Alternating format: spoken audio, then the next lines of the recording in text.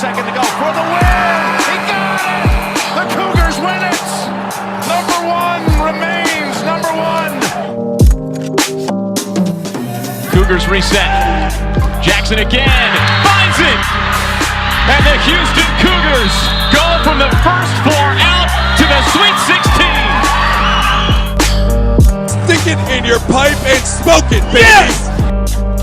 Welcome to the Scott Holm Podcast back here on a Tuesday night after an extremely busy week from the world of Houston Cougar sports. Dustin, bat and ball sport conference season is here. That kind of snuck up on me. A big Cougar men's basketball win to talk about that just happened last Saturday night. That something that sounds familiar. It was kind of a roller coaster Big 12 road basketball win. We've had a few of those this year, but obviously happy to be talking about a win. A conference championship that's not a conference championship, but feels like one that we're going to talk about as well from one of the winter sports here. A lot of really important stuff happening on Cullen Boulevard, as it always is this time of year. Dustin, anything important happened in your life outside the world of Houston Cougar sports in the last, we'll just pick an arbitrary amount of time, a week or so? Since Friday. I got some really good brunch on Friday. I think is what you're talking about. It was really delicious. You went to the Arboretum. I love the Arboretum. Like, honestly, like, Houston is so, like, I love Houston. I'm from Houston. But like, there are so few things I'm like, yeah, it's an outdoor thing I like to do in Houston and would like recommend heartily and would do it again if I lived in Houston. It's like the Arboretum in like Herman Park when it's not like the summer or late spring are basically the list. That's about it. And that is why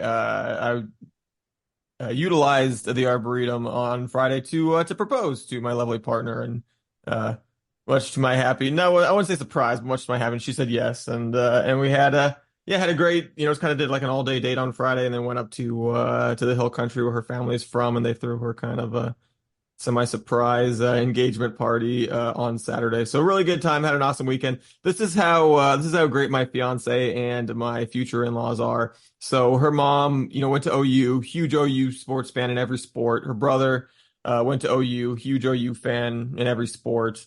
The whole family, that's just kind of their team. She went to a small private school in Oklahoma, so they're not really, don't really have a big time of sports at her alma mater. So that's always been her school, to cheer for in sports her whole life is OU. And because we've gone to so many U of H games in men's basketball and, just watch them on TV at home, she actually told me a while back, she goes, you know what? She goes, U of H is actually my number one rooting interest for men's basketball and men's basketball only, which I'll totally happily take. So we were up there. Yeah, I planned the great idea. Let's propose and have an engagement party right before the game when, Houston plays Oklahoma.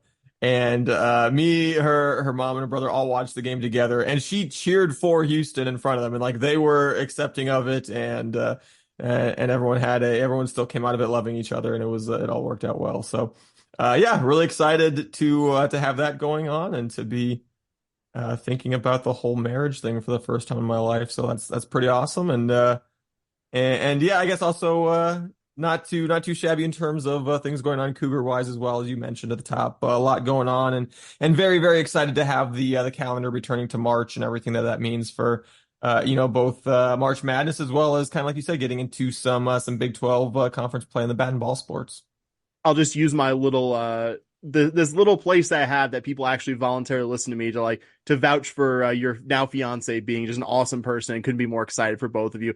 I would also, if she was like, I'm now more of a Cougar football fan than OU football. I say this as somebody who lives and dies with Cougar football, but I'd be like, you need to question her mental health. She's got like a strong tie to a good football. Like, don't dive into that. Like, if you had a secondary team, that's fine. But like, come on, like, it's, I get it. If I had some tie to Oklahoma football, that'd be, kind of tough not to go all in on that as my number one team there, but couldn't be more excited for both of you, my good friend and co-host. Bobby, as you probably noticed if you were listening or watching this, is not here. I normally make up a funny story whenever one of my co-hosts, you or Bobby, is not here. Nothing would be funnier than what actually happened here, that Bobby forgot what day of the week was what, and had a conflict that both of us understandably wouldn't have expected him to elect to do a podcast over. So I presume after that he's going to be doing some kind of Billy Madison situation where he relearns other really basic things and goes to the levels of schooling. So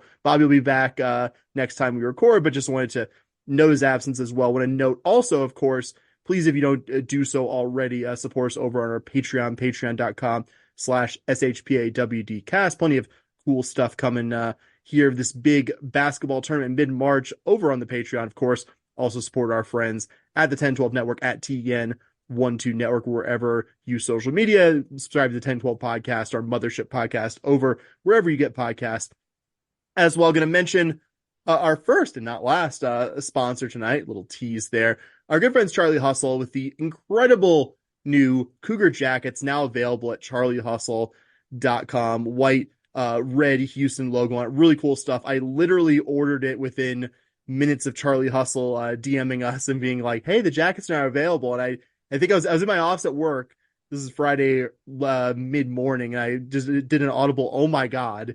And immediately, I ordered one before I could get a bigger discount to order it as a partner. Did use the promo code SHP15. SHP15 is going to save you 15% on your order. It's not just the jackets. Charlie Hustle has a fantastic collection of shirts, crew necks, and hoodies as well. Great vintage Houston Cougar designs on there. But the jacket's been something I've been looking forward to since basically the moment it became clear that we would become partners with Charlie Hustle before this current season, and was just couldn't be more excited. Saw a number of y'all order it as well. I'm excited collectively for all of y'all out there as well, and plenty of good stuff. If that is not your sartorial choice, like I said before, shirts, hoodies, crew necks, charliehustle.com, great Cougar collection there. You're going to like whatever you get from there, and please don't forget when you go there to use our promo code SHP15. And I'm super excited tonight on the podcast to announce our newest sponsor, Autograph. You've probably noticed over the years that we don't take a ton of specific sponsors and partnerships on this show. That's not because people don't reach out to us, believe it or not. I'm not going to say our inbox is inundated with Fortune 500 companies going to sponsor us, but we have turned down far, far, far more, just elected not to do far, far more than we've elected to do. I think we try to be picky with who we associate ourselves with. That's why you also don't hear autoplay ads at the beginning or middle or the end of the show, like maybe doing others. I mean, not a knock on anyone who does it, just how we do things here in this pod. And Autograph, quite frankly, is something I've been kind of trying to find in my life for many years as a sports fan, more specifically as a Houston Cougar sports fan. That's incredibly simple and wonderful. It's a completely free app available on Android and Apple. You could sign up for using our promo code SHPAWD, SHPod, spelled out there. I'm also going to put up the sign up link for us specifically in the show notes if you want to go there. So what is Autograph? It's basically a one-stop shop that gives you all the current Cougar news, blogs, and podcasts in an easy and clean format, organized, really simple and wonderful. You have a feed with the most recent U of H stories and blogs, along with top listens, including our wonderful podcast. You earn fan points for reading and reacting to stories, listening to pods. There's also a specific podcast tab for all of Autograph's offers for the U of H community. More on that here in a second. And you can get up-to-date scores and upcoming U of H events. As well, we'll also mention one of my favorite things about it is the true fan pricing, where fans of specific schools can get deeply discounted tickets to big games, including a big basketball game coming up, the U of H Kansas game here on Saturday. Dustin, that's $32 for 2 packages of 2 tickets. When I looked this up, literally the cheapest ones you can get on the secondary market now are like in the $240 to $250 range for UH Kansas. So you can win super cheap, nice seats to this big game by downloading Autograph and signing up with that promo code SHPAWD, SHPod. So really excited for that partnership. Make sure you download Autograph ASAP, support our show and all the wonderful people who are on there also creating UH content on the World Wide Web. Dustin, it's nearly all good news when it comes to Houston Cougar men's basketball, but I think we got some big news here that we got to talk about at the top before we talk about the game that just happened in Norman on Saturday against the Oklahoma Sooners, and obviously 2 big games coming up here in the not too distant future. Yeah, you've got me on a real roller coaster of emotions, Sam, because I was literally downloading the Autograph app while you were speaking and describing it to me. And then I am also excited to be talking about Cougar basketball continuing to win Big 12 road games. But yeah, unfortunately going to lead with some bad news, and that is that we found out this week that JoJo Tugler has a broken foot. Joining Terrence Arsenault and Ramon Walker on the done for the year list for Houston, as the Cougars bench just kind of seems to be disintegrating before our eyes. Then that's all your forwards off the bench. That's after Wani and JV were your 2 starting forwards. JoJo was kind of your true forward off the bench. Terrence and Ramon were guys that could certainly be kind of a small ball 4. to help you out off the bench. And now you've got none of those three guys available, which means that going forward, like we're going to talk about here with the Oklahoma game in a little bit, your forward on the bench is Said Lot, a freshman, true freshman who coming into the Oklahoma game had played 45 minutes on the season, almost all of them mop up minutes. So you've got 8 scholarship players at this point that are healthy and are not redshirting this year. We might see one of those red shirts come off at some point, and then if things keep getting worse, it's hard to say what's going to happen the rest of the year.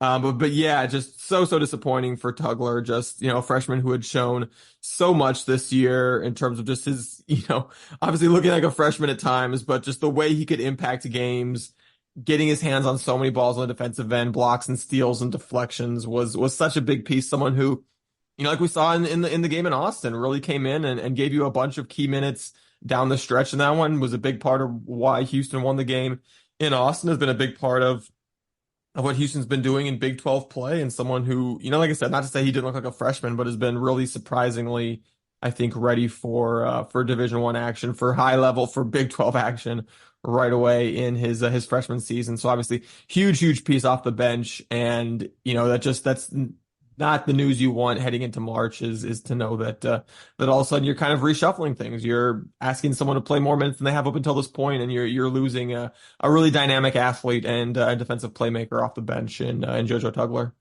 Yeah, I'm glad you said it like that, because it's not just that you're losing a body. Like JoJo Tugler has been, I think, really impressive. There have been so many times where you or I or Bobby have come back here and been like, okay, this guy's not the finished product, but looking beyond a freshman in terms of his ability to contribute at a high level, it really key moments, giving you like big minutes. I think just one example of many, like down the stretch in Austin, in that game where you beat the Horns, you don't win that game, a very close one where you had to kind of cling on in the second half and ultimately win an OT without JoJo giving you some very key minutes in that one game. What I remember, even though it was a loss, even though JoJo didn't have a massive impact on it, was how many minutes he gave you against Kansas in the game up in Lawrence after Javier went down really early. That's scary, and thankfully not long-term knock to the back of the head there. Like all that, and God bless Said Lot, but not a guy you were expecting to give any minutes other than late in the game after it was well decided. And now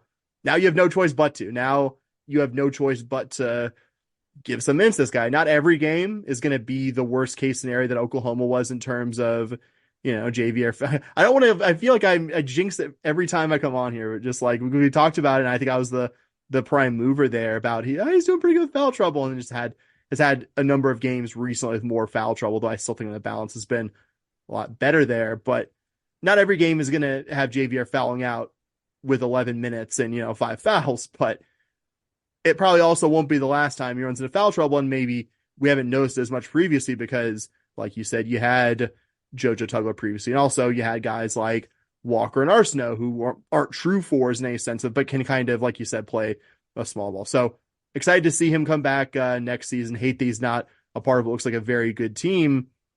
Yeah, just it's bummer of a news. And like Sampson said, I think at his radio show last night, that none of the guys with injuries are returning this year, which I don't know if that's referring to Walker, Tugler, and Arsenault. Excuse me, I don't know why I blanked there.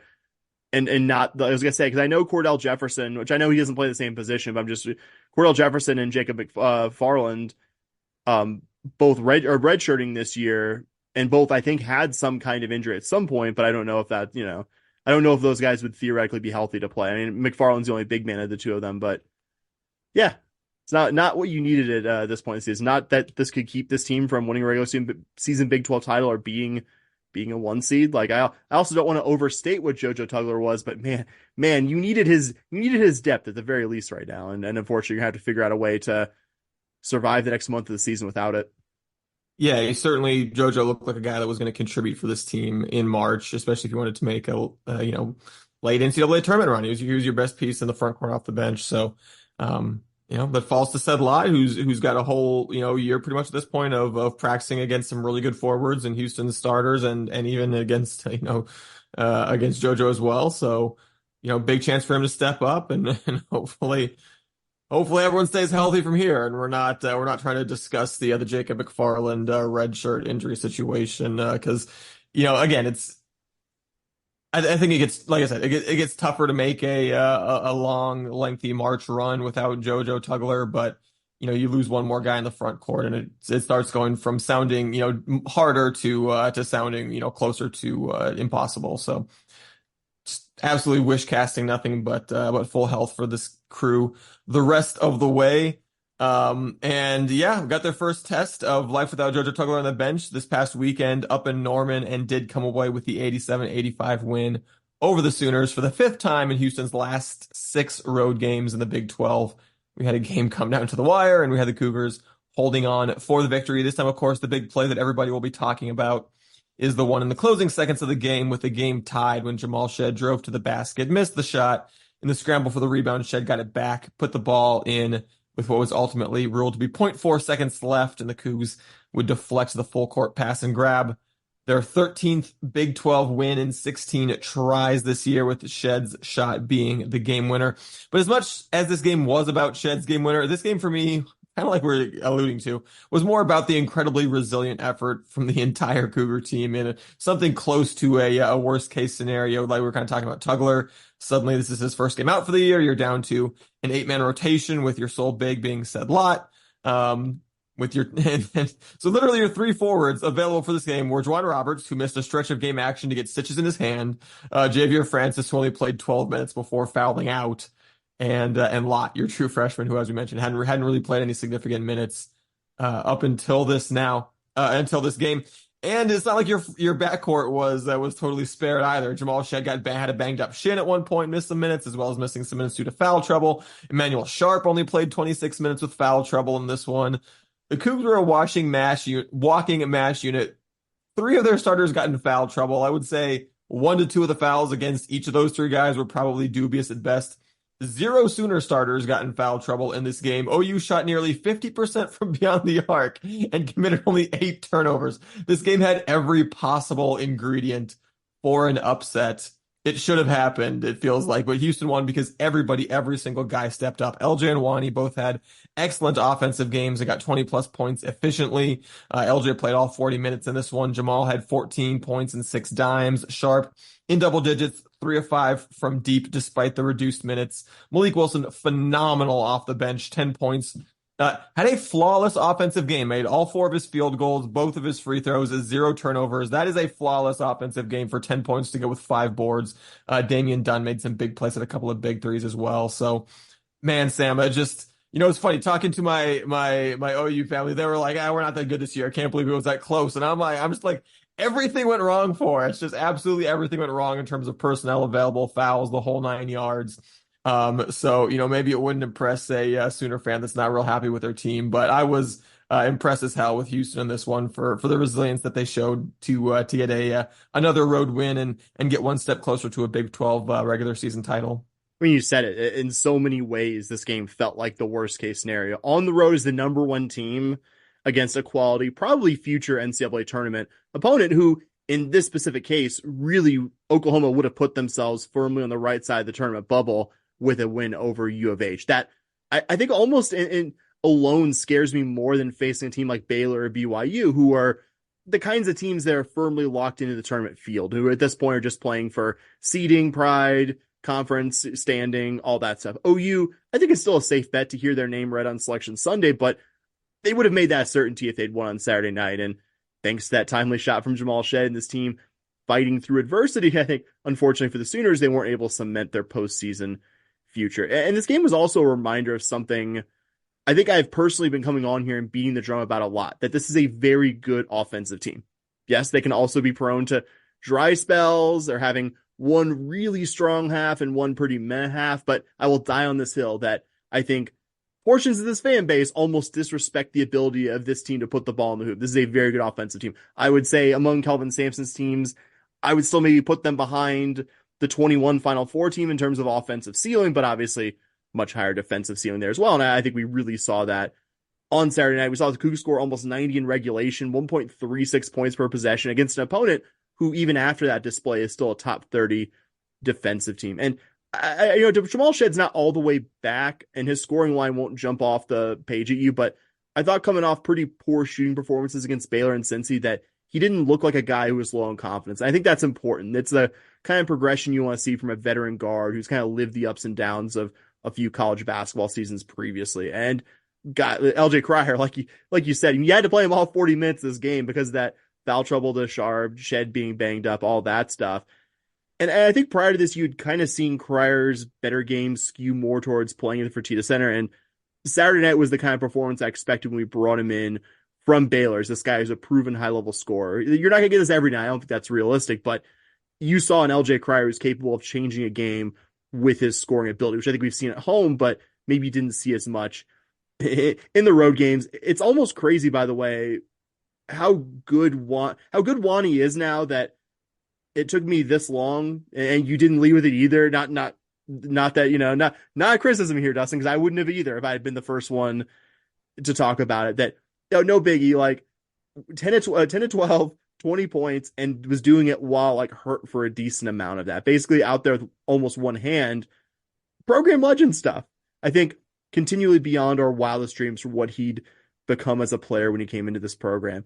Not your best defensive night either. I think you saw U of H's lack of depth. If you want to look at one thing, I think it was most exposed by the way that Sam Goodwin, played for OU. I'm not trying to take anything away from his performance. I mean, it's the guy who's number one offensive rebounder in the country, and I think OU after that game should look into making him more a part of what they do offensively. But and credit to Bobby, he knows this while we were texting during the game. It felt like the Cougar bigs weren't playing as aggressive against Goodwin and the other OU bigs because, you literally have 3 healthy scholarship big men at this point, 3 healthy-ish, I guess, in Lonnie Roberts' case. And, I mean, you could go back and look at this game and also find a number of possessions where the Cougs could have defended better, but I also thought OU looked like a team playing an immensely important game against the number 1 team in the country, which is to say, I think a team playing out of its skin. So I think that was a part of it as well. And I'm glad you shouted out Damian Dunn among many others. I know there's that one play where he travels as U of H's lead was kind of unraveling down a stretch, and you just saw Sampson just like want to rip off his polo shirt in anger. But I think of all the rotation guys we have left, I think he needed a game where his shots were falling. He needed to get that confidence back, and I think this game was a positive step in the right direction there. Yeah, I'm glad to circle back on something you said early on there. I'm glad you mentioned about Houston being an offensive team because that is something, and I understand it somewhat because, like you said, this team does go through some cold stretches, and it's just never going to be your stronger side of the ball. So when you are, just clearly the best team in the country defensively, you can only be worse than that offensively. So it's easy to look down on that side of the court. But yeah, I mean, KenPom, the 13th best offensive team in the country. I mean, that's very good. That's very good. We got some really talented offensive players. Would I love for them to be a little bit more consistent? Sure. Would I love for Houston to shoot a little bit higher percentage so you don't have to rely on, turnovers and rebounds to have a shot edge?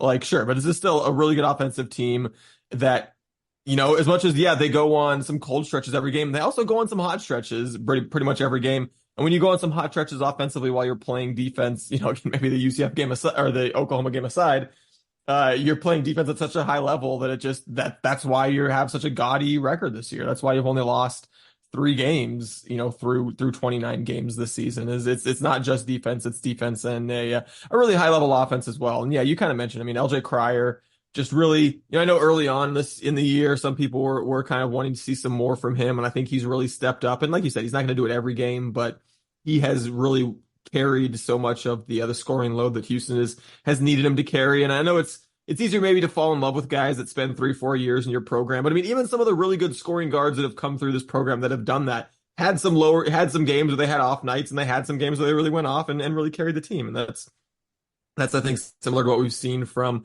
LJ, who just feels like he's getting better as the season goes on. And this game you mentioned Wani, and I wanted to circle back to him as well because I think Jamal Shead has kind of been the archetypal guy where you go, Jamal Shead's just not going to let us lose this game. Jamal Shead's just not going to let us lose. There's been so many moments this year where it's just like, oh yeah, and even this game where Jamal Shead hit the game winner, it kind of was excuse me, Jamal Shead not wanting to let Houston win. But man, yeah, Juwan Roberts absolutely willed Houston to this victory as much as anybody did in this game as well. And really, that's something that we've seen from him a lot this year. And kind of like you mentioned, which just he continues to just add more and more levels and layers to his game. With each, not even with each season, it seems like within each passing month, within a season. He just continues to get better and better as a player. You just hear the coaches rave about how coachable he is and how he just never has bad days. And it's so evident from the way that he plays, that the team responds to him. And it's just been so awesome seeing him go from over the years in this program kind of being in said Lott's position of being the freshman playing a few minutes here and there, and then all of a sudden being just one of the more dynamic players in the best conference in college basketball. I'm kind of wish casting here. It's sort of, there's some parallels. There's some differences too, but it sort of reminds me of Ramon Walker's freshman season in 21-22 when Tremont Mark and Marcus Sasser went down. I was like, all right, it's all hands on deck here, Ramon Walker, who I think the staff had planned on redshirting. Yeah. Like, we need you here, bud. And hopefully, I was gonna say, if we have anything like a comparable season from Walker's freshman season to what Lott does here down the stretch, I think that would just be true manna from heaven situation. I think my last thought, it wasn't easy or pretty, but continuing to beat the dead horse that I think we beat every week in this podcast, there are no Big 12 teams on this year's schedule or really out there, I think, period, who are bad enough that a true road win will be an easy or pretty affair. Maybe West Virginia this year, but even that I don't think it's a long-term thing, as they, get an actual coach who's going to be there long-term next year and, rise to what they've been on the historical average. And I can't remember who, and if it was you, the person that did this, DM me and I will give you credit the next episode. But someone after the game on Twitter said this game reminded him of the 22 overtime win at Wichita State, where it felt like so many things were working against you, and yet you found a way to win a hugely important road conference game. I think that's important. Like, the challenges aren't over, but I think that was a big win that allowed you to remain in the driver's seat for the Big 12 regular season title, and I think showed, if anyone needed to see it, proof of how gutsy this group of guys truly are. Yeah. So that game means, as Iowa State keeps winning games as well, so that game, the win for Houston, means that they continue to have a 1-game lead over the Cyclones with 2 games left in the regular season. We'll see them play next tomorrow night at UCF on Wednesday. And because you got that 1-game lead with 2 games to go, Houston will be heading to Orlando knowing that a win would guarantee them at least a share of the Big 12 regular season title in their first year in the league. And facing a Knights team that opened Big 12 play 3-3 with wins over Kansas and UT and at UT Austin, but they've gone just 3-7 since then, including 2 losses to Cincinnati and a double-digit loss at West Virginia a couple of weeks ago, which is the Mountaineers' only win in their last 8 games. I certainly wouldn't say that UCF isn't good enough to pull the upset, especially with, like, we're talking about Houston's bench being as short as it is at this point. But I think that the reason why Ken Palm sees this as a double-digit road win for the Cougars, and the reason why I have a hard time getting too scared about this game, is I just don't really see where the Knights are going to score enough points to win this one. They're a bad offensive team. They don't make shots, and they turn the ball over. They're ranked worse than 250 in both effective field goal percentage and turnover percentage offensively. There's a reason why they needed an insanely generous second half whistle to even get to 42 points when these teams played in the Fertitta Center. And in their most recent game, I will say they did give Iowa State a late scare in Orlando in their most recent game before losing by 8 points. But even that one, and again, against an Iowa State team that I think is pretty comparable to Houston defensively, of any Big 12 team is the one that you'd use as the comparison, the analog to Houston. In that game, UCF only scored 52 points at home in 66 possessions. So, I think we can get into some reasons why, you can't totally write off UCF. But even with, not wanting to get too cocky and with a lot on the line, this UCF team is so bad offensively. It still just does get a little bit difficult to see Houston, conceding enough points to lose the game. You're going to make me make the positive case for UCF here. I mean, I've got a bunch of bullet points and counter to everything I just said. I do. So I'm going to support you. I'm going to support that as well. I think they've got a chance, but Houston feels like a comfortable favorite for a reason. This is one of the things I love about college basketball. I've said this on here at least a couple times before. When a team is just either is really terrible at one aspect and really good at the other, like Iowa is the kind of flip side of the coin of UCF. They've at least recently been like a really good offensive team and just like well outside the top 100 defensively. Iowa State has now, I think, become a more balanced team, but a couple of years prior to this under Otzelberger, they're very much just the absolute barest minimum of offense to win basketball games, and 179th in offensive efficiency, 10th in defensive efficiency. A little bit of a difference there, but I will say one thing they do quite well, and one thing that really scares me is we have 8 healthy rotation players for this UH team is that not only are they a good defensive team, I think kind of like we've talked about, but they're really good at getting to the free throw line. It's really one of the two things they do well offensively. Like they're pretty good offensive rebound team, not elite, but I would say definitionally well above average and really good at getting to the free throw line, which you kind of touched on with the amount of times they got to it when these teams faced last at the Fertitta Center. And really the only reason why they didn't put up a comically, I mean, 42 is bordering on comically small, but the reason why they didn't put up like 29 points because they were shooting at that kind of clip against the Cougars, but just like you said, got kind of a generous second half whistle when these teams first miss. That's what really scares me is that we have something kind of similar to what we saw last time against Oklahoma, where one or both of Javier or Wani gets in foul trouble, and you're having to give not just 11 minutes to said lot you gave against Oklahoma, that you have to play said lot 20 or 25 minutes, which God bless him, but probably not something you want to do and feel confident in beating this opponent. I think I generally agree with you. Like, I think you have to be a certain level of offensive team. You don't need to be like a top 25 offensive team, but you have to be a well above average team at scoring the basketball, which I would say Iowa State, TCU, and Kansas, all to differing degrees, are to beat this team. And 2 of those 3 wins that I just named off were incredibly narrow ones. So I think that is the big hurdle. I do get a little nervous about facing an opponent who already against you this year did a good job at getting to the line and getting fouls called on you when you have dramatically less depth than you did the last time these teams met. But I also just have a hard time seeing, like you, a team that struggles to put the ball in the basket this badly, being able to beat the Cougars. Even when at a home arena, I'm sure they'll have a great crowd there for their senior night and all that stuff. Like, I'm not downplaying any of that. I'm not even going to say I'm like wildly confident, but I kind of agree with you that I feel like you have to be a certain level of offensive team to beat this Cougar team as good as they are defensively. I do want to say, like, Sam and I both really like Sedlot. We both think he's going to be a really good player. Would just love for him to get a year or 2 more of experience under his belt before he's playing big time minutes in March in the Big 12. So please do not take anything we're saying as a criticism of Sedlot. Houston, I mean, even we're talking about Wani, his true freshman year, we didn't want him playing big minutes like down the stretch either. So that's just kind of the way that it goes with most big men. It doesn't mean he's not a very talented player. It doesn't mean he's not going to be a very great player for us. I think both of those things can be true. I was going to say, try to remember something I can literally remember one thing Javier Francis did his freshman year.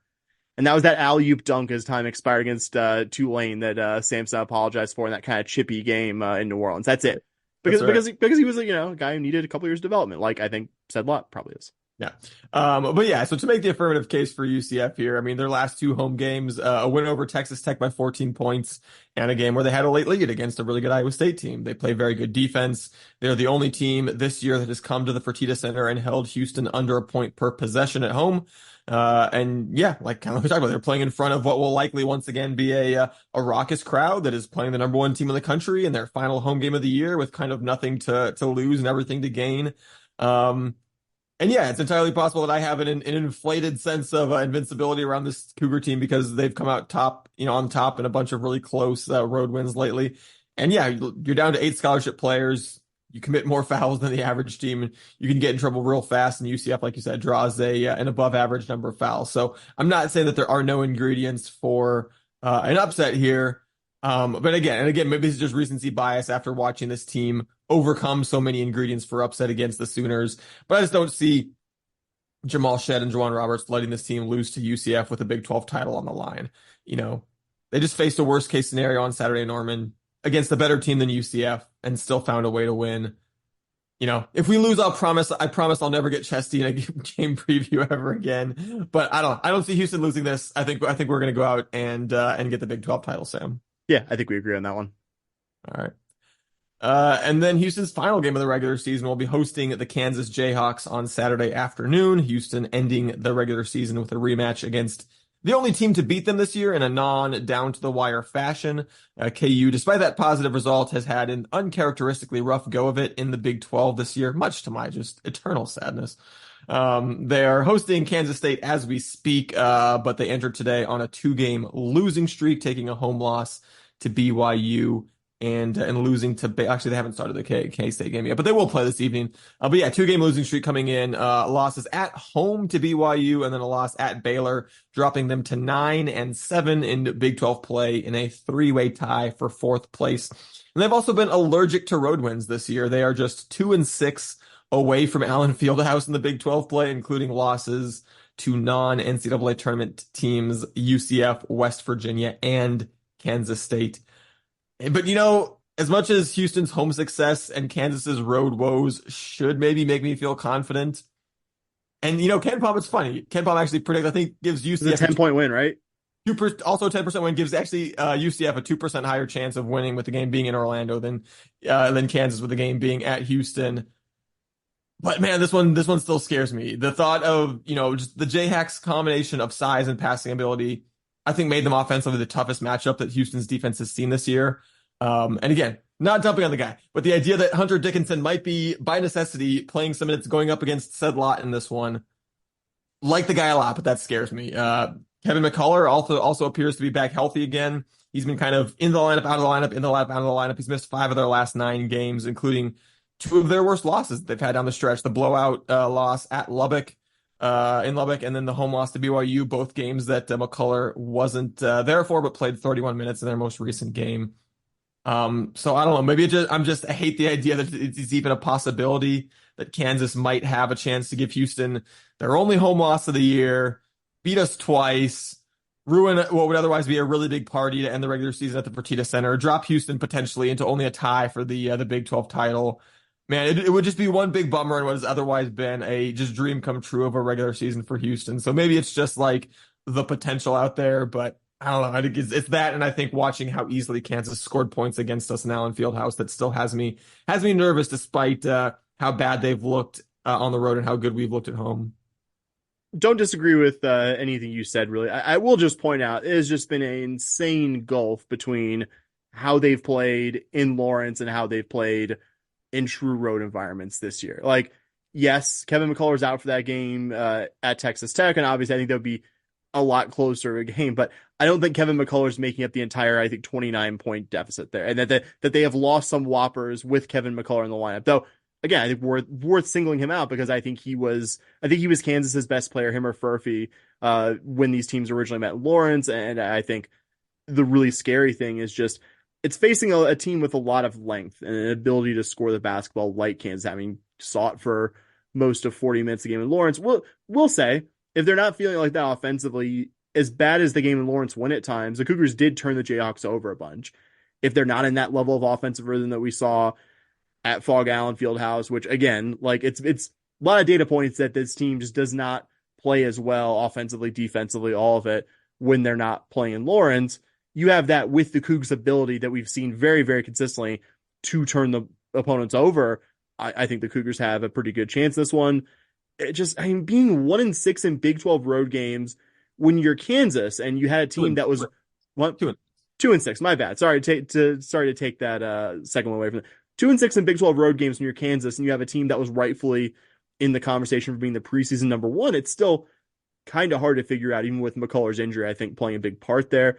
Johnny Furphy, who I mentioned a bit ago, was really coming into his own when these teams met last. I think he's cooled down a bit recently, but is still a scary matchup problem. And you could tell last time the amount of length that Kansas was able to throw at the Cougars was a big problem. And don't think missing JoJo Tugler in the front court is going to improve the situation. Don't love the idea of any amount of said lot against Hunter Dickinson, one of the, I think, most uniquely skilled big men in college basketball. I mean, and if anything, since these teams last met, Kansas has become even more reliant on Dickinson. He scored 20 points in 3 of the Jayhawks' last 4 games. And yeah, I know Fertitta will be rocking for this game. I'm sure this Cougar team wants some vengeance for that first game win Lawrence, and personally can't wait to be there for it, even if the prospect of Kansas basketball does make me a little nervous.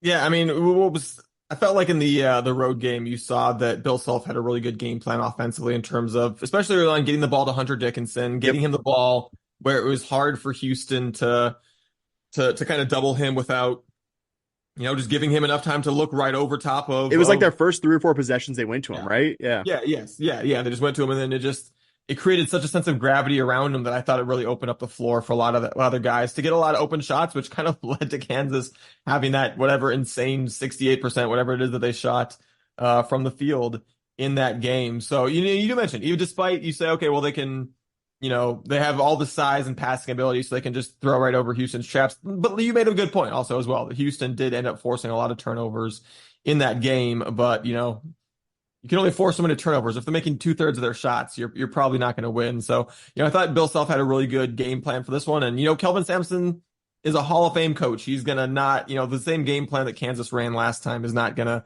I don't think, work as well this time around. But Bill Self is a Hall of Fame coach too. He is someone who is, going to have a counter punch to the punch that he threw the first time. So should be a lot of fun.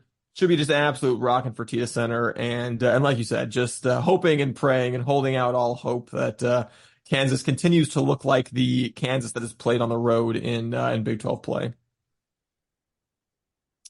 All right, moving along. Did want to mention Cougar swimming and diving, who finished in second place at Big 12 championships this past week. And this was a literal best case scenario for Houston, as we knew coming into the year that UT Austin is operating on a different plane of existence than the rest of the conference in swimming and diving. And that is, of course, how it did turn out, with the Longhorns comfortably winning the team championship. But we also knew that the second tier of the conference was ripe for the taking. And we have said since at least last summer that we thought Houston had a really good chance to take second place and plant their flag as the team to beat, at least among returning programs next year. And they did just that. The Longhorns, like I said, finished first with 2,092 points, but the Cougs came in second at 1,266.5. TCU was a close third at 1,215.5, with nobody else clearing 1,000 points. So, with the Longhorns pretty much dominating all of the podiums, there weren't too many podium finishes for Houston. Their best individual finish came from freshman Michelle McLeod, who finished third in the platform dive. Also in the diving events, Chase Ferris finished fifth in the 1 meter springboard. And then Ferris, McLeod, and Hedda Grells combined to take third in the team diving competition to pick up some big points for the Cougars.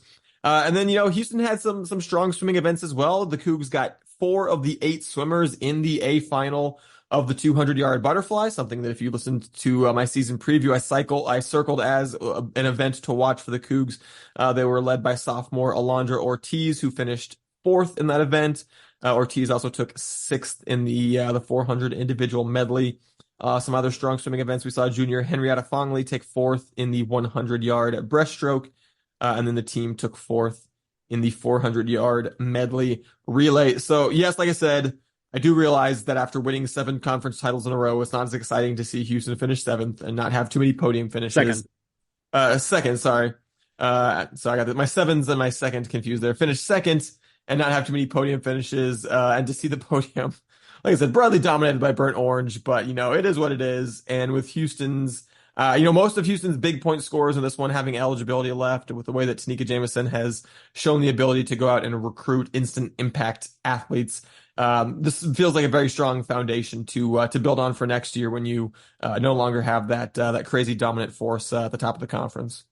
Yeah, I think that's what made this development cycle so exciting, especially the couple championships prior to this one, your last couple years competing in the American, is that you weren't the timeline was going to line up to where, that we have nothing but impact upper class, basically that you don't have impact underclassmen, which is not the case. Like you said, one of our few podium finishers was an underclassman. That that you're not lining up to the one season where you're facing off against I would say swimming and diving's most consistent college powerhouse, to where you can now in the future non-Longhorn Big 12 actually potentially compete for a title beyond this year. I know it technically breaks that streak of, what was it, 6 or, I should have written this in my notes, was it 6 or 7 straight in the American? Seven straight. I know it technically breaks that streak, but it almost feels like this is going to be, when we talk about the U of H first season in the Big 12, this is going to be one of those big accomplishments we talk about, along with whatever men's basketball ends up doing, volleyball, and what they did and so on. This is a really, really good achievement. I cannot underline that enough. And I think, not that we needed it, because you're coming off 2 straight conference titles. I think Tanika Jameson had shown herself able to follow up what Ryan Wakamerka started here before he left for Auburn. But I think this is proof positive that you weren't just competing, and this is not me intent. I formed this in my head, and I was like, I'm not trying to do a swimming and diving pun here, but this isn't just you competing in a more shallow pool.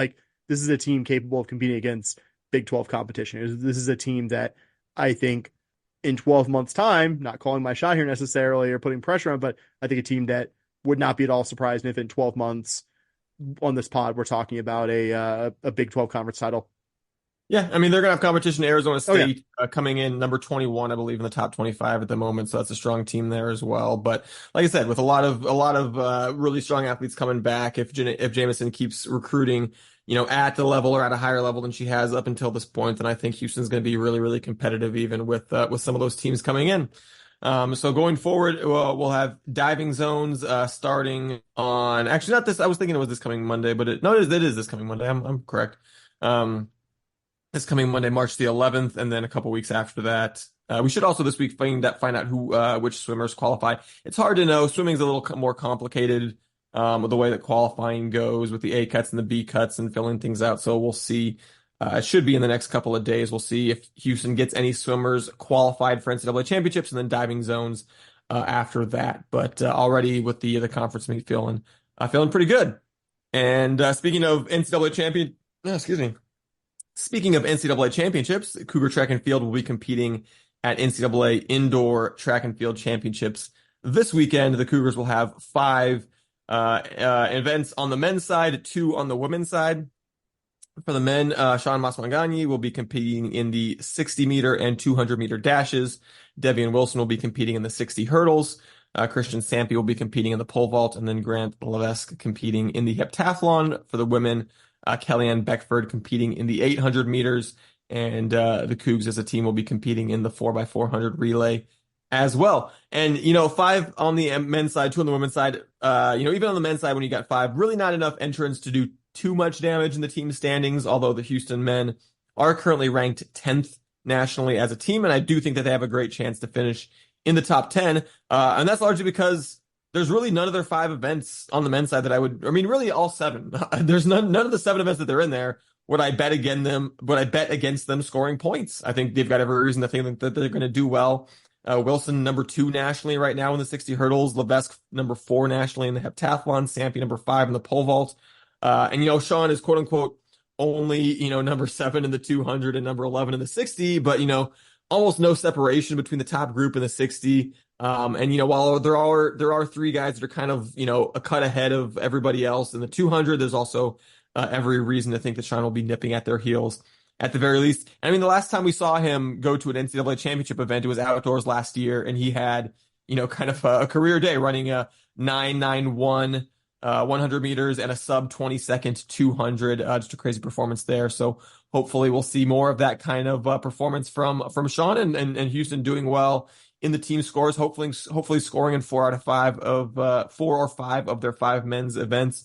And then on the women's side too, I think lots of reason to think that Houston can score points.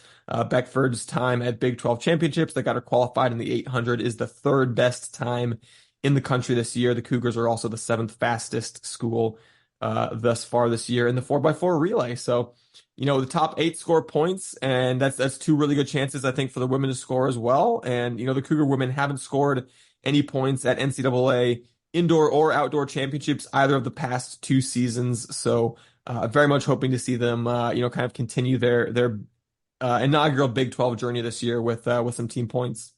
Yeah, just only would add a couple things that you said. Obviously, Maswanyani's top performances this year are 11th and 7th in the 2 events he's in, respectively. But we're also talking about a veteran guy, a guy who's shown an ability to perform in these kinds of events. This won't be his first time with the pressure of a college championship. And like you said, with Wilson, Levesque, and Sampe all being top 5 performers in their respective events, very, very easy to see all them scoring. Kellyanne Beckford as well. I mean, really, the only event, men's and women's side, where you need to overachieve a little bit to get in the points would be the 4x4. And frankly, I don't think that's a crazy thought, which is it's pretty cool. I mean, you want as many qualifiers as possible, us as fans of the Cougs, but it's not like you had a bunch of your relay and your individuals all scraped in. They were all near the top performers, which I think is really cool.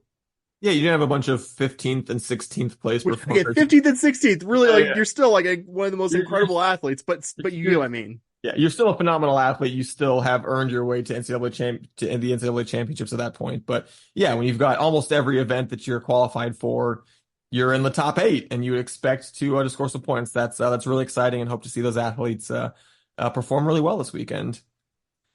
Going to be talking some women's hoops next, and before we talked men's hoops, we had some kind of bad news up front on the health front. This time around, we've got some really bad news on the vibes front. Oh, my bad. Sorry. I know I completely, some very good news is what Sam meant to say. We got some really good news in that we're happy to hear that recent Cougar women's basketball alum Julia Blackshell-Fair announced this week that her cancer had gone into remission. Obviously, that was something that was really scary from a really, young person who had just been such a vibrant personality and such a tremendously talented player for this Cougar basketball program. So obviously, more than any sports results, just really, really happy for her to see that this week, and wishing her nothing but the best, of course, going forward. yeah, just wonderful player to watch, and just like such a scary thing when someone so young gets a diagnosis. And I think stuff like that is news like that is really cool. I think it centers us and makes us realize, like, yeah, we don't like the losses, we love the wins, but this is the kind of stuff that's like really important in life. And I think outshines any of the, quote unquote bad news we talk about in terms of stuff that's on court and on field. Like that, the wins and losses pale in comparison so much to someone like Julie Blackshell-Fair being able to live her life, hopefully healthy and cancer free for the rest of it from this point. Absolutely. So in terms of the on the court stuff, the Cougs did have their last two games of the regular season this past week. I think the BYU game was what was kind of like as we were recording. It's hard to record in the evening and not have it be while there's some sports going on. I think the BYU game was kind of like that. But yeah, ultimately a 64-54 loss for Houston. The Cougars fell behind 18-9 at the end of the first quarter, made a couple of runs in the second and third quarters to kind of make it a close game, but BYU always responded. And by the fourth quarter, the Cougs with a U had this one comfortably salted away. So, yes, it's a road game, but, double-digit loss to a BYU team that had lost over 2/3 of their Big 12 games coming in. Still not the kind of performance you probably want to see. Cougars not named, Houston Cougars, I should say.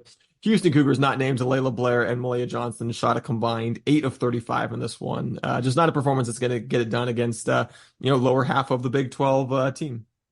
Yeah, I think what really stood out to me beyond all of what you said is that you never led at any point in regulation, even early on in this one. Like that's tough. And once again, the offense outside of, maybe an individual here or there really was just completely went missing in this one. And I think it's just too many times that we've talked about a game from this team, and that's kind of been the general description that we said, is that the offense went completely missing for large stretches and just lost by 10. And again, BYU's been noticeably better at home than away, and they're the best of the four newcomers, but not the best by that much. It would have been really nice, if nothing else, in this difficult season to have at least gotten that, and unfortunately did not. Yeah, so that game set up the season finale at home versus UCF to be the battle to avoid the cellar. UCF came into this one 3-14 in Big 12 play. Houston was 4-13, so a loss would have seen Houston tie for last place and have the lowest seed at the Big 12 tournament, having lost the tiebreaker to the Knights there. But mission no last place finishes continues successfully for now. Women's basketball won't be the team to mess that up, but they certainly made it pretty interesting. UCF's only lead through the first three quarters was at 4-2. With the Cougars leading pretty much the rest of the way. It went on a big run in the kind of early to mid third quarter to push the lead as high as 21 points at 56-35 with 3 minutes left. And everything went smoothly from there, right? And it was a comfortable finish after there. No, the Knights scored the all 8 points to finish out the third quarter to pull within 13 heading into the fourth, and they continue that run. What ultimately, over about 8 or 9 minutes of basketball, was a 25-2 run by UCF. You talk about the offense going AWOL for stretches. Houston got 2 points via free throws in what was otherwise a 25-0 Knights run that turned a 21-point deficit for UCF into a 2-point lead with just over 5 minutes left. The Knights would lead by as many as 5 at the 2-minute mark remaining in the fourth quarter, but Layla Blair hit a huge three to cut the lead to 2. Houston got a steal from Logan McNeil on the other end. They turned that into a three-pointer by Nia Boyd to take the lead, and Houston was able to successfully defend UCF's final 2 possessions and get the 68-67 win to Sam. Avoid last place in the Big 12. There haven't been a whole lot of exciting things to talk about with women's basketball this year, and I do realize that not finishing in last place is setting the bar about as low as you possibly can But the Cougs did clear that bar and did not finish in last. So that is not a lot, but it is something. It just blows my mind that U of H went from having a 21-point lead to being down 67-62 at about the 2-minute mark left in regulation. That takes a lot of doing. It takes a lot of both 25-2. 25 to it takes both a lot of not defending very well and also just not putting the ball in the basket, which I think fortunately has been too common. Though really happy that a couple of the 8 seniors that got honored in this game, Layla Blair and Nia Boyd, were the ones that ultimately got the Cougar win over the finish line. Just really glad Blair, specifically a great player and representative of herself and the university, got this win in what could be her final game at the Fertitta Center. I know she was one of the athletes honored at senior night, though I think she could have a 5th season because her career started during the 2020-21 season. And yay, we're not DFL in the Big 12 standings, which again, I think there's one sport we talk about later that might be the one that breaks that.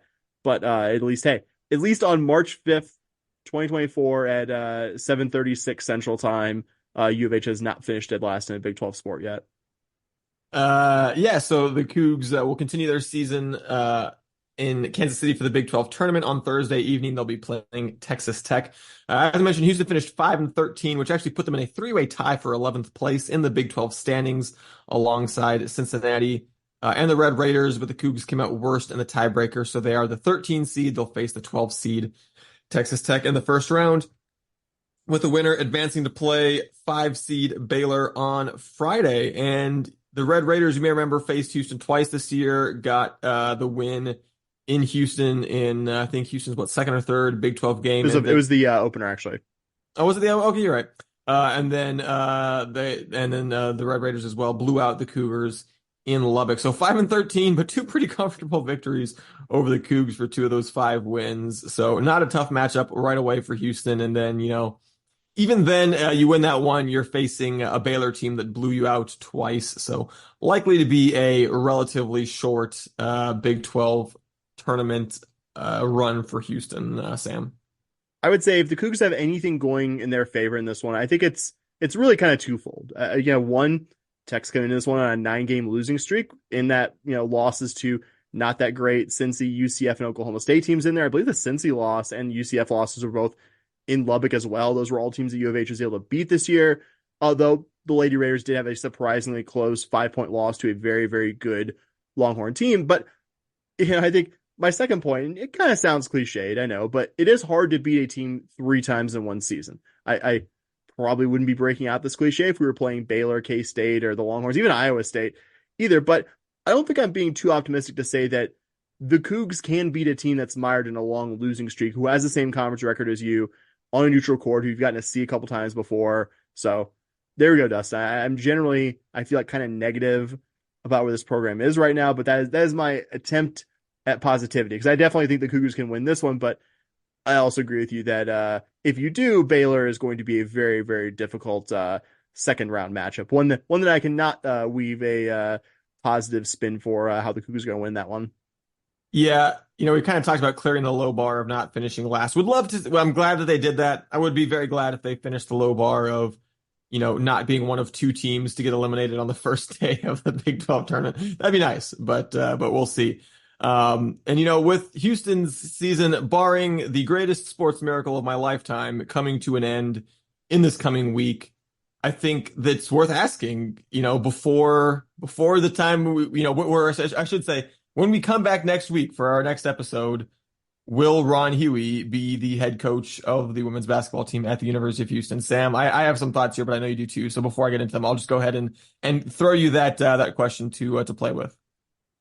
So quick clarification. Are you asking, what do I think will happen, or what would I do if I was in the athletic director's chair? I know what you would do. So I'm gonna ask you the question I have any doubt about whatsoever, and that is, what do you think will happen? I mean, because I think what my answer is going to be to what I would do. I think Pesman keeps him around because I've not seen any indication that he gives a shit about women's sports beyond sending out a nice tweet whenever they do something well. I mean, we've had some hits. Obviously, he hired David Rare, and David Rare came on here and said, I don't think dishonestly that Pesman and his team are a big part of the success he's had at the University of Houston. But I don't know, man. Like, he's been the athletic director here for 6 years, and there's been like, this is not me like winding up to say like this guy sucks, let's get rid of this guy, even though I've been, I think, critical of Chris Pesman here before. But Dustin, you know the answer to this. The one time U of H has let go a coach that was not the football coach under Chris Pesman was when they basically had no choice to do it, when Caddy Platt was in NCAA trouble. Like, I think if Caddy Platt hadn't gotten in NCAA trouble, Dustin, they would have kept her. I don't know if they would have kept her the following 5 seasons, but we wouldn't have David Rare here in the timeline that we had him if Caddy Platt hadn't gotten a little fast and loose with the players volunteering for her summer camps and getting in NCAA trouble there. Like, I'm just basing this on history here. And he hasn't, as much as I think it's not what I would do, I haven't seen any indication that he's actually going to hold someone outside of he/the U of H athletics and university leadership are going to hold somebody accountable for poor on-court results outside of or on-field results outside of a football coach or two. I hear what you're saying. I don't necessarily disagree, but it's not what I would do. I know it's not, but I am going to disagree with you. I'm going to go ahead. I'll stake out the position. Ron Huey is not going to be around for by this time next week. And, we did see, obviously, Pesman make a move with regards to Dana. And yes, obviously, you're under a lot more pressure as the AD to let a guy go, even if you like him, when he's the football coach than when he's the women's basketball coach, because there's just not as much pressure associated with that program. And like you said, thus far, you're absolutely right that he has responded to the lack of pressure around non-revenue sports by letting coaches hang around. And, I don't know, but I still feel like he kind of gave coaches like Ron Huey and maybe, Kristen Vesely of the softball program as well, despite the troubles of those programs, I think, and maybe this is just me putting narratives out there that don't exist, I feel like Pesman wanted to give them a shot in the Big 12. He wanted, as much as I think there's every reason to like both of those coaches as people, I think both of those coaches have had some success here at Houston. It's not like we've never had any level of success. Obviously, we haven't gotten to the NCAA tournament under Coach Huey, but had some teams that were right there that did well in the NIT, made the NIT, and Vesley's had some success as well early on in her tenure. So, I think it's a bad idea. It probably was a bad idea to let either of them come back. I think I would have ideally loved to see us giving a new coach a fresh slate heading into year one in either of those sports. But I think it was at least semi-defensible, maybe, and it's in a way that it just isn't, to give a guy there's just something about saying a decade of 0 NCAA tournament appearances that I think is hard to look anyone in the face, even the relatively small number of people who care about the Houston Cougar women's basketball program, if we're being kind of brutally honest. If you're going to continue to field a team, I think bringing a guy back for year 11 when he's made 0 NCAA tournament appearances is one of those things that is just going to be a bridge too far, even for a guy like Pesman, who I have no doubt really likes Ron Huey as a person, because how could you not? How could anyone not like Ron Huey as a person? It's damn near impossible. Could not be, like, the times he had him, could not be a nicer, more accommodating, like, a good, engaging interview guy. Like, I have not one iota of a personal beef with Ron Huey. Based on the 2 times he's been on the podcast, the 1 time I ran into him at a football game, and every public statement he's ever made, with one exception that I'll make here in a little bit, couldn't like Ron Huey more as a person. But you get 10 years, if you get 10 years and you get 0 NCAA tournament appearances, I don't care what sport we're talking about, you've got to make a move. If you're going to continue to sponsor the sport, you've got to make the move. And, I think one of the things that did Dana Holgerson in was not just the results, it was some of the stuff that he said. And you heard Dr. Couture specifically say that. She said, hey, the moment that got her on, like, hey, we got to let this guy go, is when he was just like, oh yeah, the ship has sailed in terms of recruiting. And she was just like, so it wasn't just that, the thing that on court, it was the comments he's making. And again, everything up until a day or two ago, I would have said that Ron Huey was giving you 0 ammo to, in terms of on the court quotes and stuff, like off the court quotes and stuff. But did tell Chris Gardner this week that the Big 12 conference was, quote, 10 times tougher than he thought it was going to be. You just can't say that, man. Like, you're just making yourself look completely naive and ignorant. That was such a rough quote for me to swallow. And you can go, okay, yeah, and it's fair to be like, okay, well, transitioning to the Big 12 is tough. But I think what we've seen this far, good Houston programs are good. Bad Houston programs are bad. Soccer was in a real rough place. They looked rough. Volleyball was in a good place where they didn't go 18-2 or whatever they did in the American last That was year. never going to happen. We didn't expect them to, but they still look like a good team. They were a good team last year in the American. They were a good team this year in the Big 12. Men's basketball, good team last year in the American, good team this year in the Big 12. Soccer, not a good team last year in the American, not a good team this year in the Big 12. Swimming and diving, good team last year in the American, good team this year in the Big 12. Football, not a good team in the Big 12. Yeah, exactly. I mean, it's just like, yes, there is certainly a step up in level in competition, but we haven't seen any of the programs that have made the transition thus far turn into wildly different teams.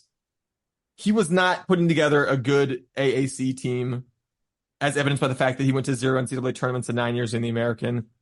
And it looks like a team that wasn't ready for the Big 12. And when you go out and explicitly say as much, you weren't ready because the conference was 10 times harder than you thought it was going to be, man, you might as well just wave a big flag that says, please fire me at this point. And that is why I've come around to, I'm scared to have any hope about this women's basketball program because it's been so long. It's been so long since I was up in Waco watching this team in the NCAA tournament 13 years ago that it's just hard to have any optimism about this program whatsoever. But I really feel like Pesman's going to have no choice but to make a move here. Yeah, and I think you said most of what I would have said. I think an especially damning quote because, like, I know this hasn't been a Big 12 program, but you've been coaching in this footprint for a decade. You've been, I'm sure, like, recruiting players who ended up with Big 12 program, or nothing else, like recruiting players who are playing. It's like, oh yeah, like we're recruiting so and so who's playing in AAU against this young woman who's going to be going to Texas or Baylor. Like you have an idea, and he coached, I mean, it's been many years, but there's a guy who coaches an assistant in the Big 12 and ACC before he came here. So like Ron Huey knows what a good women's basketball conference or a better one than the American looks like. He's coached in it, for a good amount of time before taking this job, which I think is just kind of making it kind of damning, hard to defend quote, even more damning and hard to defend.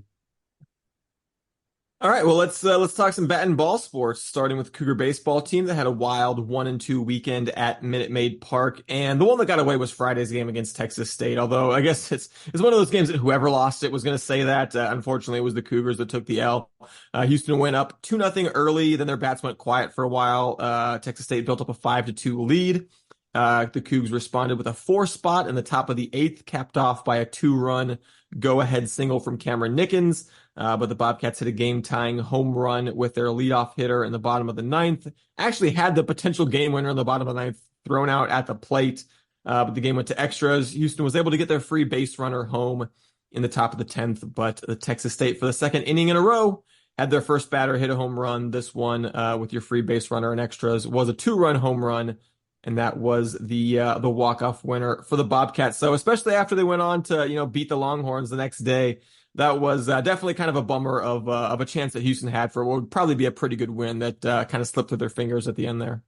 Yeah, it's just rough to have. I know the UTSA loss before that wasn't a walk-off, but rough to have 2 games get away late from you like that. I wanted to shout out Jackson Jelkin, has longest outing of the young season, struck out 8 Bobcats in 5 1/3 innings of work. Didn't really get any run support while he was out there, but good to see him kind of gradually extending his starts. Also, I think showing the swing and miss stuff that we'd hoped to see before the season. Trey Jones continuing to be an impact guy as well. I think we were optimistic about him coming in from A&M Corpus, but I mean, pretty big jump in competition, but has been, I think, if anything, better than we expected here in the early season. Like you said, Dustin, I think the losing team in this one just wouldn't have felt great about it, and just never like losing in extras, though. The Bobcats ended up beating UT the next day. I think looked like a pretty good team. So not like you lost to a bad team, but to feel like you were as close as you were to, lose it that way, it just sucks. Yeah, then on Saturday, Houston faced one of the top teams in the country in Vanderbilt and got some really solid pitching from Antoine Jean, Paul Schmitz, Kyle Calametto, and Alex Solis. who combined to allow the Commodores to score just 3 runs. Especially good to see Schmitz and Lacalametto out there, guys we thought were going to be big parts of the rotation, who are clearly kind of warming up into things as they were dealing with some injuries prior to the season. So good to see them both out there. But unfortunately, you held the Commodores to 3 runs, but only got 1 on the other end against a really elite pitching staff, and still, unfortunately, took the L.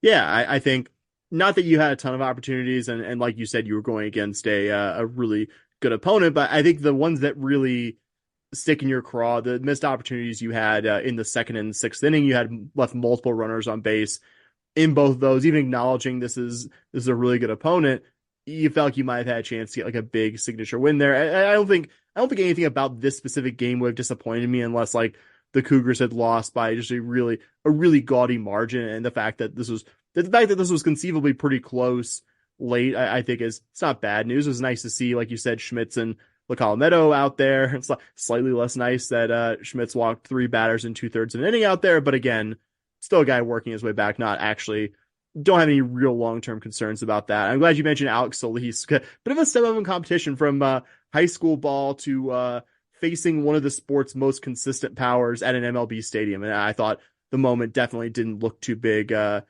for Solis. Hopefully he's able to cement himself as somebody worth going to high leverage as the staff kind of figures out here in the early season who's worth going to in those high leverage spots out of the bullpen. Something I don't know if they've entirely figured out yet, but yeah, though, unfortunately, much as all the mitigating stuff we said about this being a very, very good opponent, being a game where you competed, still your second loss in as many games at Minute Maid, which can put a lot of pressure on what ended up being a very eventful game on Sunday night against the Raging Cajuns. I was going to say, if the Friday night against Texas State sounded kind of wild, it had nothing on the Sunday game against Louisiana Lafayette. Houston opened things up with a 3-run home run early on from Jonathan French, but UL Lafayette pulled within 4-2 pretty quickly, then put up a 4-run bottom of the 6th to take a 2-run lead, only for Justin Murray to then hit a bases clearing double in the next half inning to give Houston a 7-6 lead, only for ULL to then immediately tie it up in the next half inning, the bottom of the 7th, only for Jonathan French to then retake the lead for Houston, then half inning after that with an RBI single in the top of the 8th. Finally got a scoreless frame from each team, but for the second time this weekend, Houston gave up the game-tying run in the bottom of the 9th inning, this time after they had gotten 2 outs with nobody on in the bottom of the 9th as well. In the 10th inning, neither team was able to score their ghost runner, sending us to the 11th. And then in the top of the 11th, Houston strung a ton of hits together, put up a 5 spot to take a big lead, which was good because they needed it, because the Raging Cajuns immediately hit a 2-run home run in the bottom of the 11th, would actually end up getting the tying run to the plate in that inning. But Tim Williamson, Harvard transfer who had only made 2 previous appearances as a Cougar, and both of them went pretty poorly, comes in, strikes out 3 of the 4 batters that he faced to end this game and get Houston a 13-10 win that it felt like they really needed, both because it's, I don't know how good ULL is this year. They've looked kind of iffy, so it might be not a great win, but still probably Houston's best win on the year.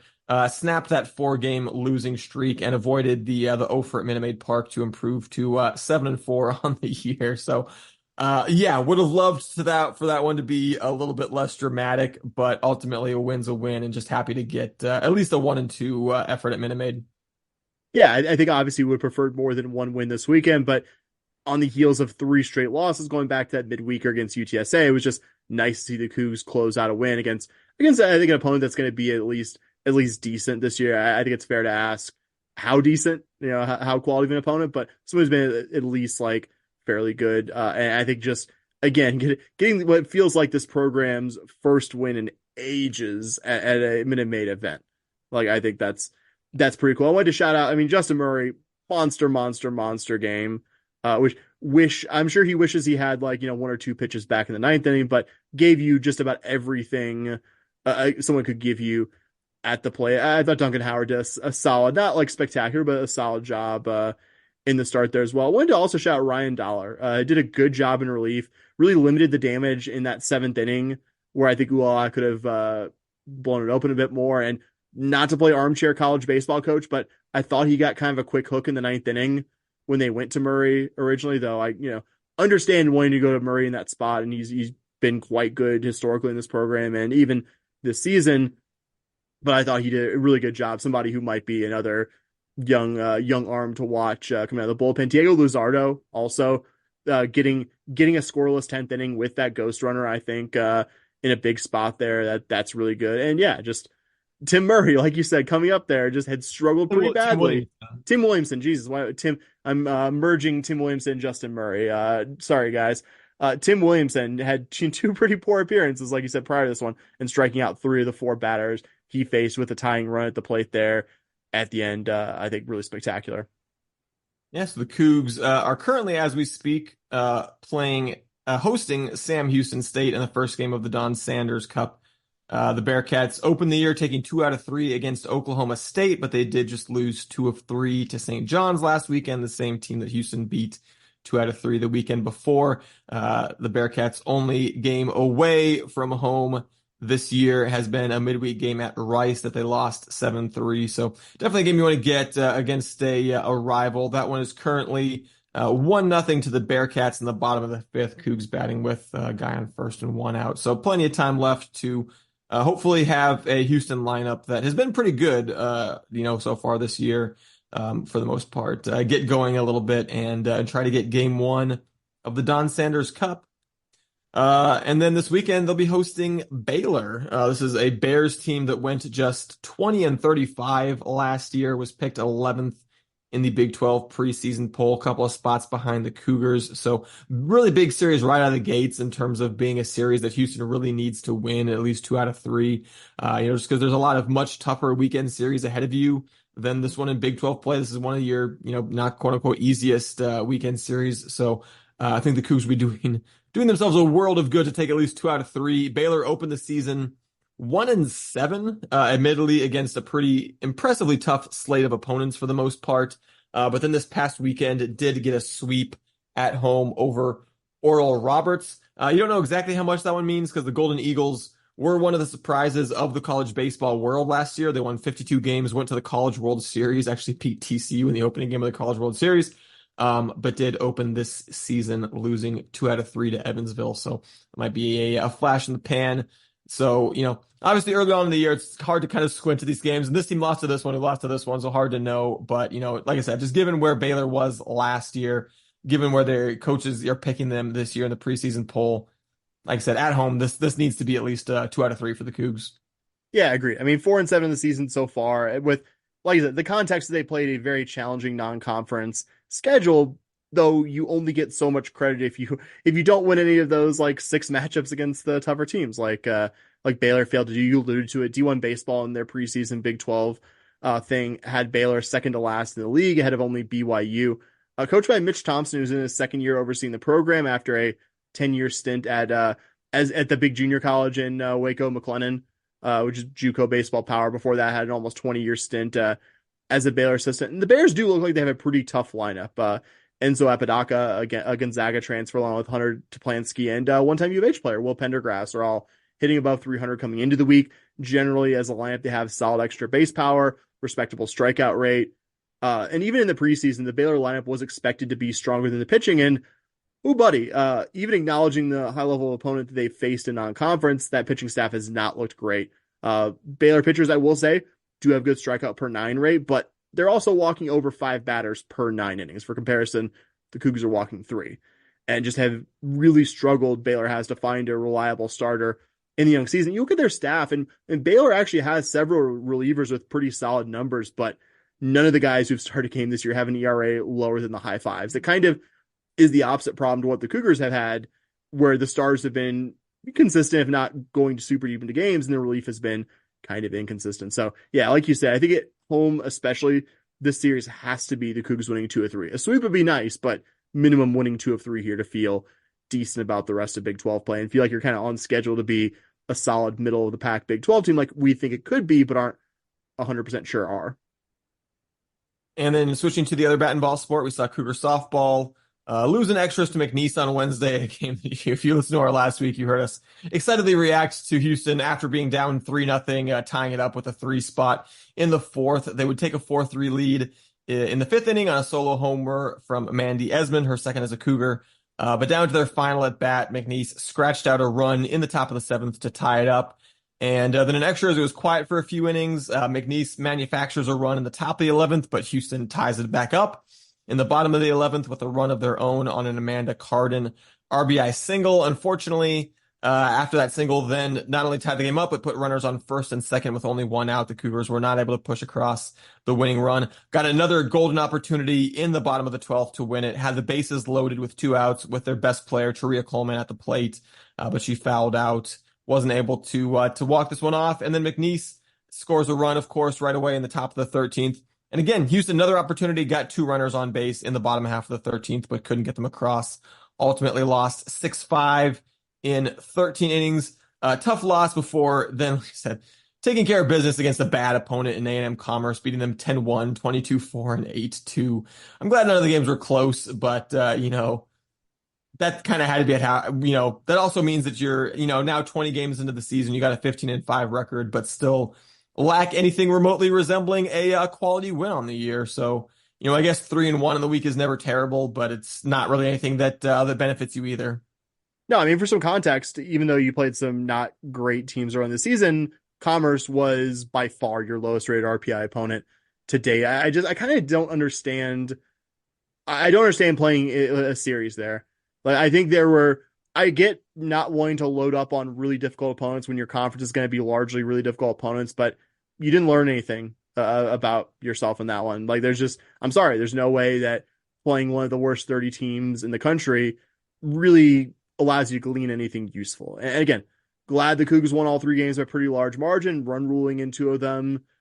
And not saying that the weekend before you open conference play in a really difficult conference needs to be another really brutally difficult team, but there had to be somebody out there who was willing to host a Big 12 program this weekend that was maybe not a super far drive away than A&M Commerce. Like, I'm sorry, like you might as well just, because maybe you wanted the road experience, and that's fine, even though you had that last weekend in Baton Rouge, but just like, come on, there had to be someone better available.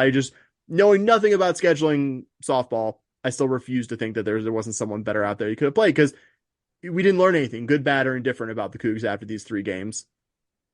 Yeah, quality of competition will not be a problem for the Cougars this coming weekend. They will be playing the return midweek game at McNeese on Wednesday before hosting the Longhorns this weekend. So yeah, fun rematch with the Cowgirls after that 13 inning. Good program, by the way. McNeese is a yes. good softball program. Yeah, I think they're receiving votes in at least one of the polls right now. Solid mid-major program. Would definitely give you a chance to get that that elusive first meaningful win. Yeah, and then you face UT Austin on the weekend, who are 18-1, a bunch of wins over highly ranked teams. Their one loss coming in extra innings to a really, really good ranked Stanford team. They are the number 1 team in the country in at least one of the polls, with your 3-time reigning champs Oklahoma Sooners taking a surprising loss to Louisiana Lafayette on Sunday.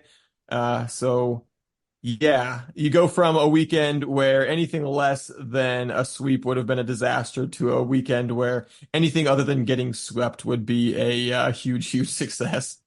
Yeah, like I said a minute ago, where you don't learn anything good, bad, or indifferent about the Cougars from the A&M Commerce series probably holds true this weekend for like exactly the opposite reason. Because I mean, it gives me no pleasure to say this. Like, this Longhorn team could be as good as Oklahoma this year. That's the level of program the Cougs are facing. I think, being insulting to the Sooners by saying that. 18-1 team.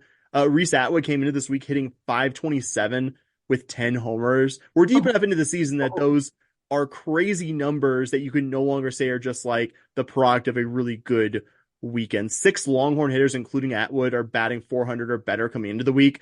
They don't have a single lineup regular, which I'm defining for this case as at least 30 at-bats coming into the week, with a batting average below .319, Dustin. And that's not even the craziest stat. None of those are the craziest stat, Dustin. The craziest stat I would posit is that their pitching staff has allowed 11 earned runs, or allowed, excuse me, because obviously I'm not including the most recent game, 11 earned runs in their first 18 games this season.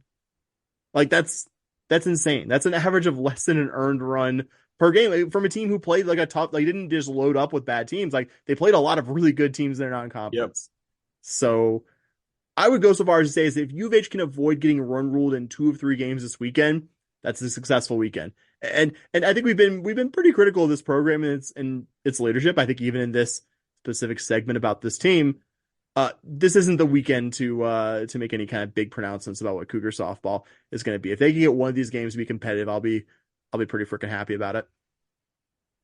I think unfortunately, Sam, that only leaves us. We're going to talk golf next week when Bobby gets back. So that only leaves us with Cougar tennis. I'm ready. Suffered some. I'm going to go ahead and say predictable blowout losses as they got into Big 12 play. Yep, open Big 12 play last Thursday afternoon against number 26 Texas Tech. The best thing I could say about it was that Sophie Skoten could have won her singles match as she won the first set against Tech's Maria Polishuk, but that match went unfinished after Tech clinched the team win thanks to their wins in other courts, beating the Cougs officially 6-0. Saturday morning, the Cougs hosted number 45 BYU, which got off to a bit better start thanks to Skoten and Sodium Kovalenko winning their doubles match, though unfortunately BYU would take a close 6-4 win over Elena Trincheva and Blanca Cortia Pereno to take the team doubles point. The best chance the Cougs had in singles came from the team's lone freshman, actually, Nina Skoric, who took her BYU counterpart to 3 sets before losing 6-0 in the deciding third set, ultimately clinched the match for BYU with that 4-0 lead. Dustin, in an effort to find anything worth being positive about from this one, I will note that Maria Jimashkevich was up 2-1 in the third set of her singles match before. It was obviously left unfinished. And Sonia Kovalenko was also close to forcing a deciding third set with a big tiebreaker lead in her match as well before that one went unfinished because BYU clinched the win. So not to put too fine a point on it, but oh man, not a lot of positives from the first 2 Big 12 matches as the Cougs now sit with a 1-7 record on the season. And Dustin, I don't know if it's going to be much better in the coming week. The Cougs, I guess the good news are going to TCU, who is not an ITA ranked opponent like Tech and BYU. But the bad news is they're coming off 2 straight road Big 12 wins over Cincy and West Virginia, where the Horned Frogs didn't drop a single point in either match. TCU also comfortably beat a UT Arlington team that the Cougs lost to, if you're looking for common opponents. So maybe a better chance in Fort Worth to win a team point in this one as compared to Tech or BYU, but don't see any reason to be wildly optimistic, and definitely do not see a reason to be wildly optimistic about the Cougs going to a better Baylor team in Waco, a consensus top 30 team. They have an 8-5 overall record. Like TCU, they got their first 2 conference wins of the season, actually from a road swing over Cincy and West Virginia as well, though obviously in a different order. Then the Horned Frogs, the Bears played a really difficult non-conference schedule. They faced 4 top 25 opponents, certainly looking like a team that'll be competing in the sports postseason, though Baylor did drop 2 points at Cincy in the Big 12 opener, and they have a somewhat worse winning percentage in doubles, which has been kind of this Cougar team strength. That, I think like the TCU match, the best case scenario is the Cougars might win a point on the road. So not a lot of reasons for positivity, Dustin, as much as I'm trying to find them. Yeah, that might, as we kind of alluded to earlier, that feels like the team that's going to unfortunately. That's why I alluded to earlier. Ruin the no last place finishes. Let's knock on, maybe Cincinnati, West Virginia are beatable teams. We'll find out, but sure hope so. Not looking too great. So that's the note we're going to end this episode on. As always, want to encourage you, as Sam said up top, to go to not SH Podcast. You can go to shpodcast.com. You can, if you want to indirectly get to our Patreon, you can do that, but you can also just directly go to patreon.com/SH Podcast. $5 a month, bonus content, good karma, all that good stuff. You can also support us by leaving us a 5-star review in your app of choice. You can support our friends, the 1012 Network, and you can support our sponsors, Charlie Hustle and Autograph, by getting some fantastic merch and a fantastic handy-dandy app that I've been playing with when Sam has been talking throughout this entire episode. If you want to reach out to us, you can email us, shpodcast@gmail.com. You can tweet at us at shpodcast, or you can get a 100% chance of a follow back and a reply by hitting us up at podcast.bsky.social. That's it for us. You're an absolute rock star if you made it all the way to the end of this episode. And as always, go Cougs. Go Coogs. Vamos los Cougs. Go Coogs. Go Coogs. All right. Go Cougs. Let's go.